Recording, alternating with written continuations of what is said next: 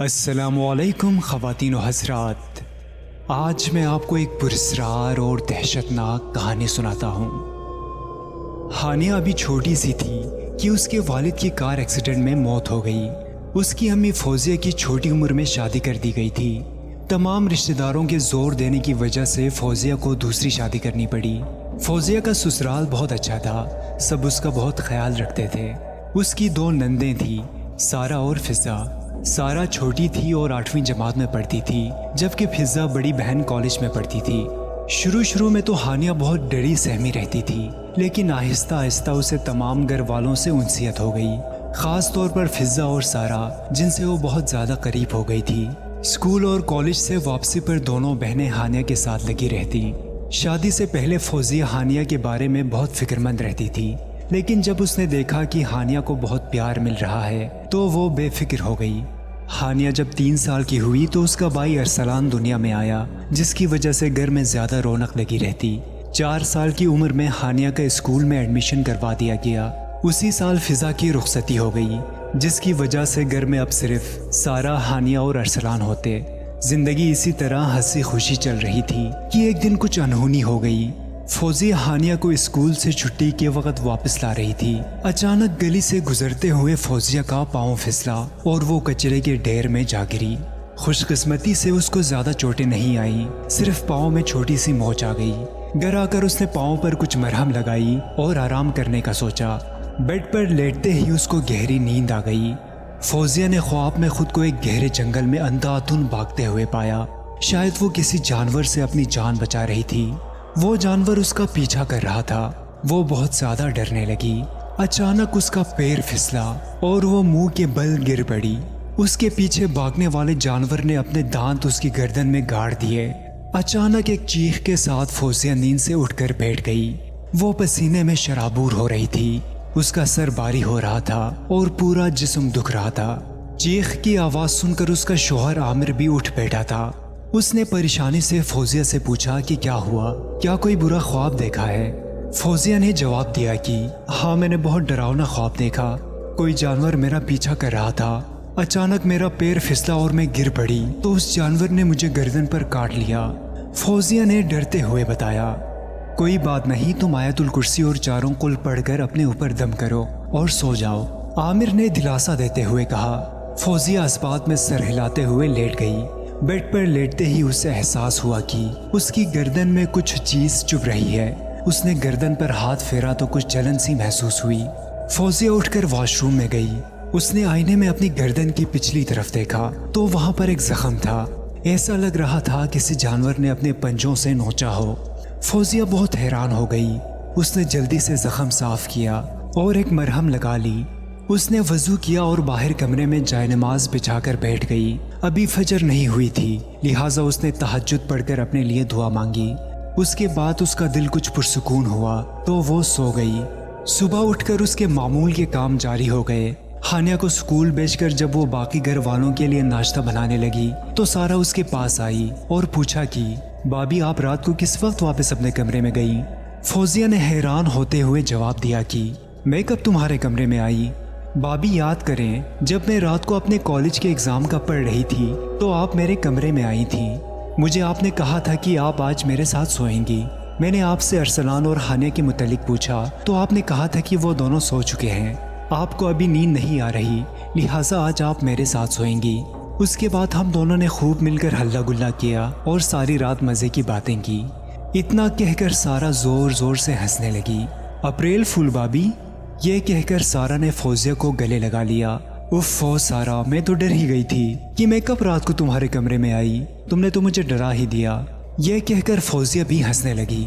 ارے نہیں بھابھی، میں تو ہلے گلے کی بات پر اپریل فول کہہ رہی تھی، کمرے میں تو آپ آئی تھی نا۔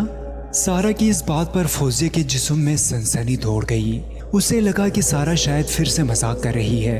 اس نے پھر سے اپنی بات دہرائی اور کہا کہ رات میں وہ اپنے ہی کمرے میں تھی۔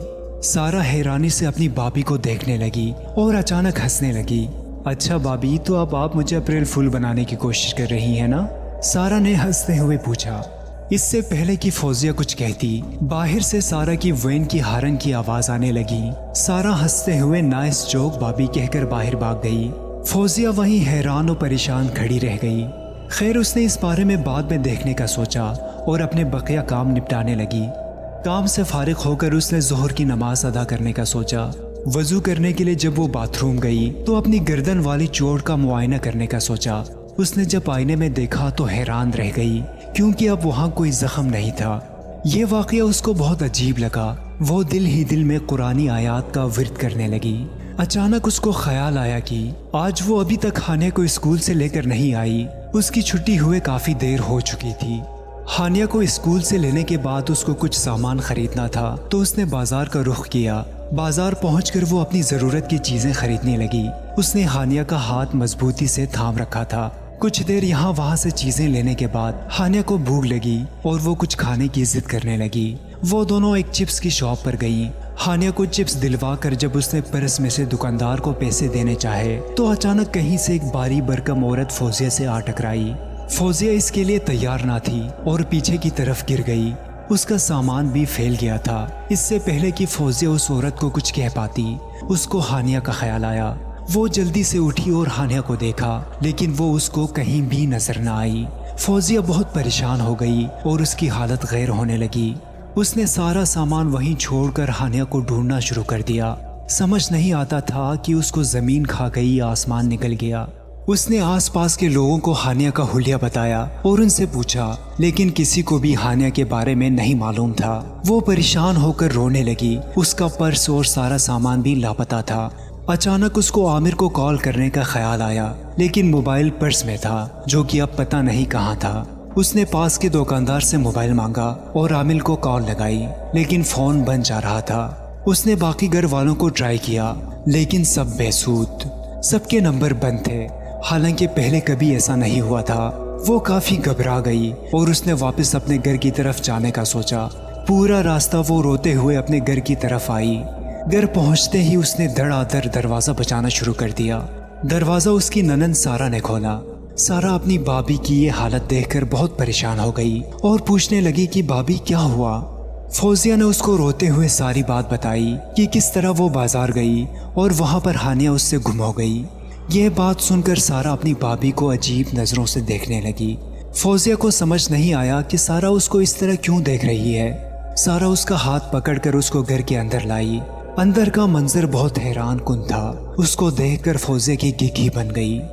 ہانیہ صحن میں بیٹھی ارسلان کے ساتھ کھیل رہی تھی۔ ایسا لگ ہی نہیں رہا تھا کہ کچھ ہوا ہو۔ اس کو کچھ سمجھ نہیں آ رہا تھا۔ اس کے سر میں درد ہونے لگا۔ فوزیہ نے سارا سے پوچھا کہ ہانیہ یہاں پر کس طرح سے آئی؟ وہ تو بازار میں گم ہو گئی تھی۔ میں کب سے اسے ڈھونڈ رہی تھی لیکن وہ مجھے نہیں مل رہی، بلکہ میں نے تو سب کو کال بھی کی تھی لیکن تم میں سے کسی نے بھی فون نہیں اٹھایا۔ فوزیہ کو اپنی بابی کی حالت کچھ ٹھیک نہیں لگی۔ وہ اسے اندر کمرے میں لے کر آئی اور پانی کا گلاس دیا۔ پانی پی کر فوزیہ کو تھوڑا سکون محسوس ہوا۔ وہ سارا سے پوچھنے لگی یہ سب کیا ہے؟ سارا نے بتانا شروع کیا۔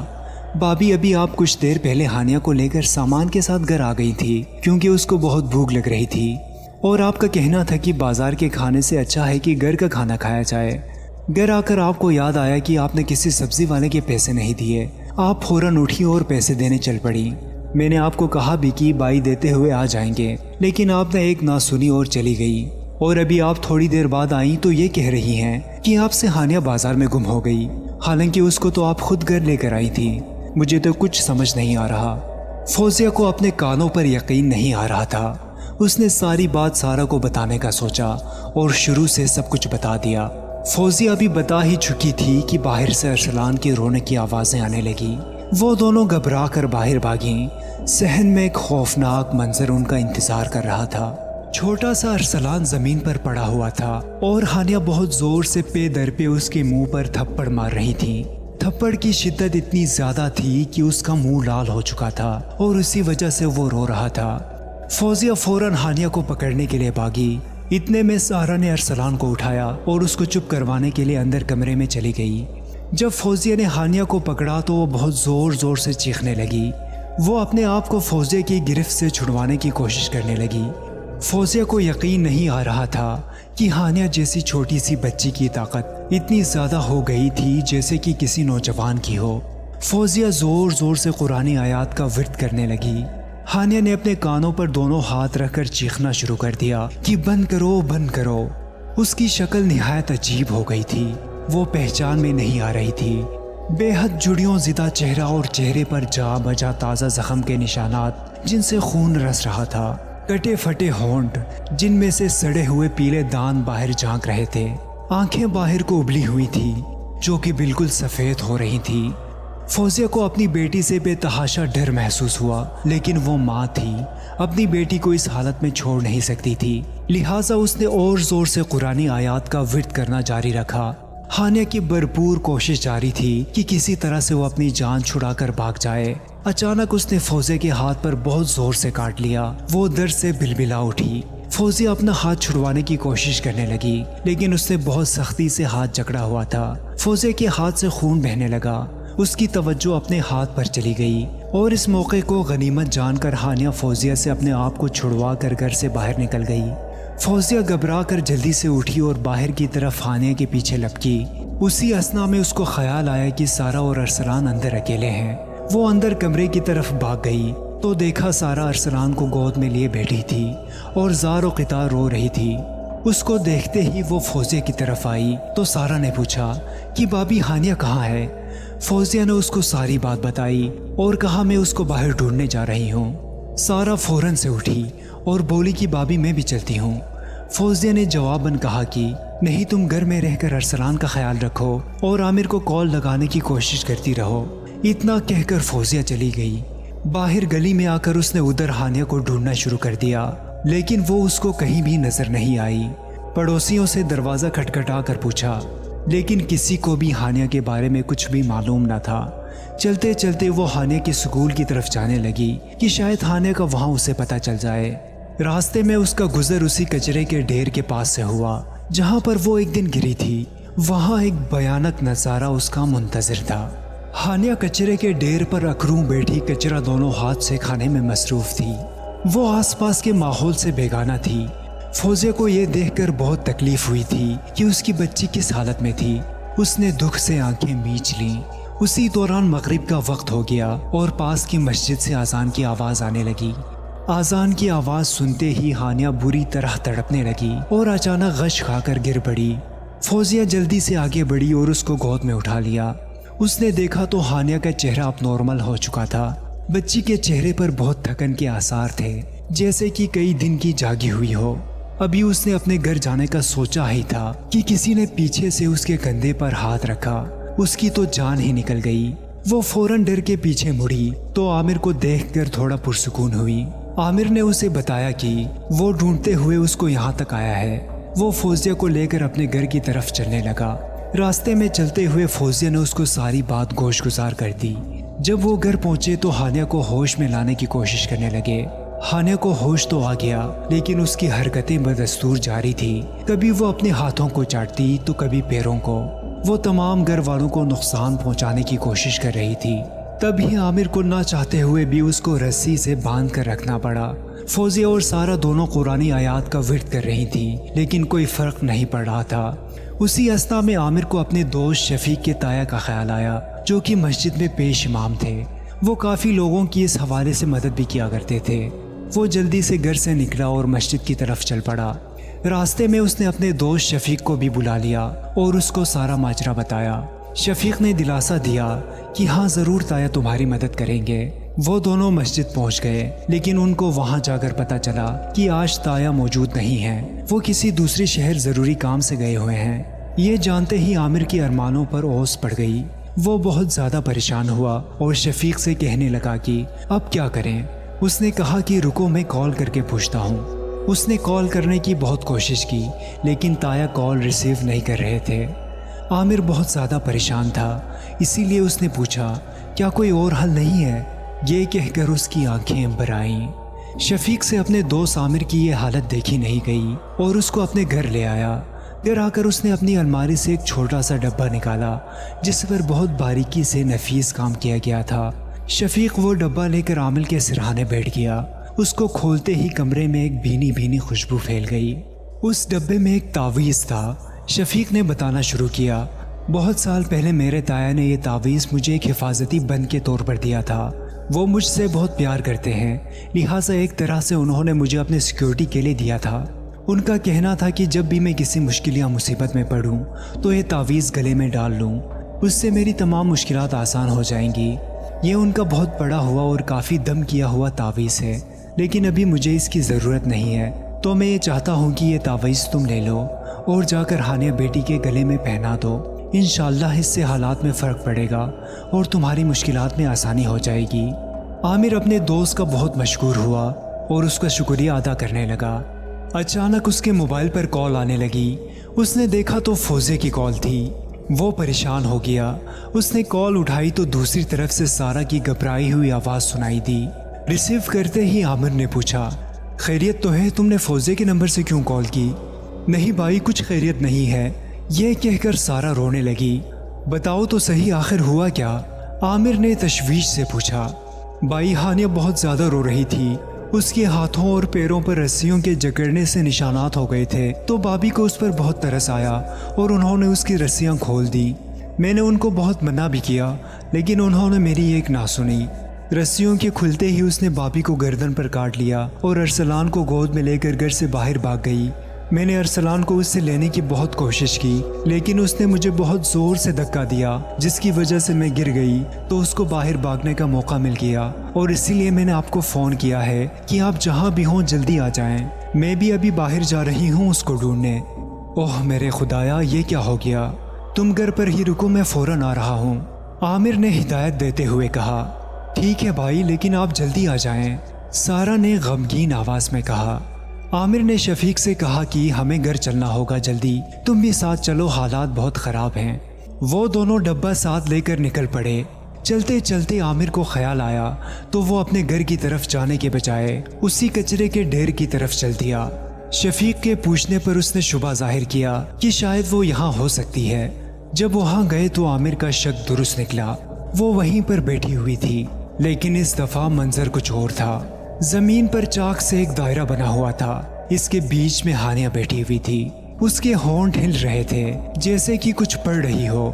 اس کے ایک ہاتھ میں انسانی کھوپڑی تھی، جبکہ دوسرے ہاتھ میں بڑے موتیوں والی ایک مالا۔ اس کا چہرہ بہت ہیبت ناک تھا، اس میں جگہ جگہ زخم تھے اور ان میں سے خون رس رہا تھا۔ عامر اور شفیق دونوں کو یہ دیکھ کر بہت خوف محسوس ہوا۔ وہ جیسے ہی اس کی طرف بڑھنے لگے تو اس نے اپنی دونوں آنکھیں کھول دی اور منہ کھول کر غرانے لگی، جس سے اس کے بڑے اور نوکیلے دانت صاف دکھ رہے تھے۔ دائرے کے اندر خانے کے سامنے ایک مردہ بلی بھی پڑی ہوئی تھی، جس میں سے بہت گندی بو آ رہی تھی۔ عامر نے ڈبہ شفیق کے ہاتھ سے لیا اور ہانیہ کے گلے میں تعویذ پہنانے کے لیے آگے بڑھا تو ہانیہ اس کے ارادے کو بام گئی اور فوراً وہاں سے اچھل پڑی۔ شاید وہ اتنی آسانی سے تعویذ پہننے والی نہیں تھی۔ شفیق نے عامر کو کہا کہ تم اس کو باتوں میں لگاؤ، میں پیچھے سے اس کے گلے میں تعویذ ڈال دوں گا۔ چنانچہ عامر نے ایسا ہی کیا۔ وہ ہانیہ کے سامنے آیا اور اس سے ہاتھ جوڑ کر معافی مانگنے لگا۔ میری بیٹی کا پیچھا چھوڑ دو، یہ معصوم اور نادان ہے، اس نے تمہارا کچھ نہیں بگاڑا۔ ہانیہ نے ایک زوردار قہقہا لگایا۔ عامر بہت حیران ہو گیا، لیکن وہ اسی طرح سے معافی مانگتا رہا کہ بچی کی جان چھوڑ دو۔ اتنے میں شفیق ہانیہ کے پیچھے گیا اور تعویذ ہاتھ میں لے کر اس طرح سے ہوا میں اچھالا کہ وہ سیدھا ہانیہ کے گلے میں آ گیا۔ تعویذ کے گلے میں آتے ہی وہ بری طرح چنگاڑنے لگی۔ ابھی وہ بری طرح چیخ ہی رہی تھی کہ اس کے گرد بنا ہوا دائرہ جلنا شروع ہو گیا، اس میں سے شعلے نکلنے لگے اور وہ راکھ کے ڈھیر میں تبدیل ہو گیا۔ یہ دیکھ کر وہ بہت چیخی چلائی اور زمین پر تڑپنے لگی۔ آہستہ آہستہ اس کا چہرہ واپس نارمل ہونے لگا اور وہ بے ہوش ہو گئی۔ عامر نے اس کو گود میں اٹھا لیا اور گھر کی طرف چل دیا۔ گھر پہنچ کر ایک بری خبر اس کی منتظر تھی۔ ہانیہ کے کاٹنے کی وجہ سے فوزیہ کی حالت بہت خراب تھی اور اپنے ہوش و حواس میں نہیں تھی اور الٹی سیدھی حرکتیں کر رہی تھی۔ وہ فوزیہ کو کمرے میں لے گیا۔ اتنے میں باہر کا دروازہ بجا۔ شفیق دیکھنے گیا تو سامنے اس کے تایا کھڑے تھے۔ وہ ان کو اندر لے آ گیا اور عامر کو بتایا کہ میرے تایا آ گئے ہیں۔ عامر نے ان کو سب کچھ بتانا چاہا تو انہوں نے منہ پر انگلی رکھ دیا، خاموش ہونے کا اشارہ کیا اور کمرے میں چلے گئے۔ سب لوگ ان کے ساتھ ہی کمرے میں آ گئے۔ ان کو دیکھ کر فوزیہ اور زیادہ بھڑک گئی اور زور زور سے چیخنے لگی۔ وہ آگے بڑھے اور ان کے ماتھے پر انگوٹھا رکھ دیا، جس سے فوزیہ سکون میں آ گئی اور چپ کر کے بیٹھ گئی۔ انہوں نے اپنی تسبیح پر کچھ پڑھنا شروع کیا جس سے وہ بیڈ پر گری اور ایک گہری نیند میں چلی گئی۔ انہوں نے عامر کو بتایا کہ ابھی کچھ دیر میں یہ ہوش میں آ جائے گی، تم فکر نہ کرو۔ یہ کہتے ہی وہ باہر صحن میں واپس آ گئے۔ انہوں نے ہانیہ کو پکڑ کر زمین پر سیدھا بٹھا دیا اور حیران کن طور پر وہ بیٹھ بھی گئی، حالانکہ وہ اس وقت ہوش میں نہیں تھی۔ سارا یہ دیکھ کر کافی ڈر گئی اور ننھے ارسلان کو لے کر اندر کمرے میں فوزے کے پاس چلی گئی۔ شفیق کے تایا جی نے اپنی پڑھائی شروع کر دی۔ جیسے جیسے وہ پڑھتے جاتے ہانیہ کے جسم پر کپ کپی طاری ہونا شروع ہو گیا۔ آہستہ آہستہ ان کی آواز بھی تیز ہوتی جا رہی تھی۔ وہ دونوں ہاتھ سے تسبیح کے دانوں کو گھما رہے تھے۔ انہوں نے شفیق سے ایک پانی کی بوتل لانے کا کہا۔ جب وہ بوتل لے کر آیا تو انہوں نے اس پر کچھ پڑھ کر پھونک ماری اور اس بوتل میں سے کچھ چھینٹے نکال کر انہوں نے ہانیہ کے چہرے پر مارے تو اس نے اپنی آنکھیں کھول دی۔ اس کا چہرہ بے حد خوفناک تھا، باہر کو ابلی ہوئی اور گہری سرخ رنگ کی آنکھیں۔ انہوں نے غصے سے پوچھا کہ اس بچی پر کیوں حاوی ہوئے ہو؟ پہلے تو وہ کچھ نہ بولی، صرف قہقہے لگاتی رہی، لیکن جب انہوں نے اس پانی کی بوتل سے کچھ اور چھینٹے مارے تو چیخنا شروع ہو گئی اور سب کچھ بتانے لگی۔ ایک دن یہ اور اس کی ماں ہمارے آشیاں یعنی کچرے کے ڈھیر کے پاس سے گزر رہے تھے کہ اچانک اس کی ماں کا پیر پھسلا اور وہ گر گئی۔ اس بچی نے وہاں پر پڑی ہوئی ہماری ایک قیمتی شے اٹھا لی۔ اس کی ماں چاہتی تو اس کو روک سکتی تھی، لیکن اس نے نہیں روکا۔ وہ ایک قیمتی پتھر تھا جو کہ ہمارے پیروں کی امانت تھا، جسے یہ اپنے ساتھ گھر لے آئی۔ مجھے اس پر بہت غصہ آیا اور جب سے میں اس کے ساتھ ہوں، اب میں اس کو تباہ و برباد کر کے رکھ دوں گا جب تک کہ مجھے میرا پتھر نہ ملا۔ وہ بولے کہ یہ چھوٹی نادان بچی ہے، اس نے جان بوجھ کر تمہاری چیز نہیں اٹھائی، یہ تمہارا پتھر واپس کر دے گی، لیکن تم ان لوگوں کا پیچھا چھوڑ دو۔ پہلے تو وہ نہ مانا، لیکن جب انہوں نے اپنی پڑھائی شروع کی اور اس پر پھر سے پانی پھینکا تو وہ مان گیا اور پتھر لے کر جانے کا وعدہ کر لیا۔ ایک دم سے ہانیہ اٹھی اور اپنے کمرے میں چلی گئی۔ وہ تینوں بھی اس کے پیچھے پیچھے گئے دیکھنے کے لیے کہ وہ کیا کرتی ہے۔ اس نے اپنے کھلونوں کی الماری کا دروازہ کھولا اور ان میں سے ایک باکس نکالا۔ اس کو کھولا تو اس کے اندر ایک چھوٹا سا چمکتا ہوا پتھر تھا۔ اس نے وہ ہاتھ میں لیا اور مٹھی بند کر دی اور ایک چیخ مار کر بے ہوش ہو گئی۔ تایا جی نے وہی پانی اس پر پھینکا اور شفیق کو بوتل دی کہ اس کے گھر کے ہر کونے میں پانی کو ڈالو۔ پھر انہوں نے اپنی پڑھائی شروع کر دی۔ اس کے کچھ دیر بعد ہی ہانیہ ہوش میں آ گئی۔ اس تمام واقعے کے بعد عامر نے تایا جی کا بہت شکریہ ادا کیا کیونکہ انہوں نے اس کی فیملی کی جان بچائی تھی۔